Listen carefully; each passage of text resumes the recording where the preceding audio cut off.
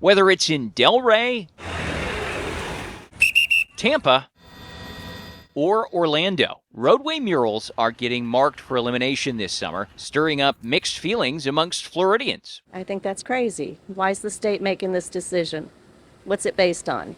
My opinion is you shouldn't be writing on the streets to begin with because it affects drivers and such like that. I think it's more than just the colors and the DOT safety. It means more to the community. And where the rubber meets the road, well, good morning. Insisting Florida's streets should only serve one purpose: people, not politics. The Florida legislature passed the law that was very clear that I signed into law. We're not doing the commandeering of the roads to put up messaging. Florida's Department of Transportation says more than 400 locations across the state were ID'd for removal, including Pride-themed murals, Back the Blue tributes, even crosswalks designed with FDOT's prior approval. Anything you can bring up from the past essentially is irrelevant now because we have a new law and we have a new standard, and we're simply implementing that standard, and it's across the board. You know, pavement art is not allowed, and we're removing everything that's not compliant with state, federal standards. Critics say the removals are not neutral at all, especially after FDOT painted over the rainbow crosswalk outside Orlando's Pulse nightclub, the site of the 2016 massacre that left 49 dead. You're good over here. Police now guarding the intersection after activists continue to recolor it with chalk.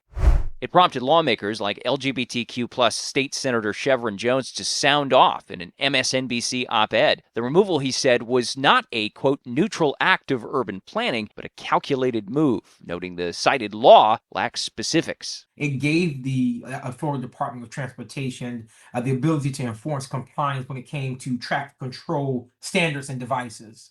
It had nothing to do with crosswalks. So the governor is hiding behind the law to justify an absolute political decision. Orlando State Rep Anna Escamani calls the controversy silly, saying Florida shouldn't be wasting time and taxpayer money trying to prevent something these communities clearly want. Everyday people cannot afford basic essential needs like housing and food, healthcare, utilities. And meanwhile, our governor is spending more time freaking out about rainbows on a road. The fight over Florida's roadways isn't ending soon. FDOT says enforcement continues next week, threatening to withhold transportation funding from holdouts who fail to comply. Now, there are some communities that are holdouts in this effort to get rid of roadway art. That includes Delray Beach as well as Key West. The state says it still has the power to force compliance. We'll have to see how that shakes out. Meanwhile, activists in those communities say they are committed to keeping that art, whether it is at different crosswalks that the state isn't guarding or in different ways. That's the latest out here at the state capitol. I'm Forrest Saunders reporting.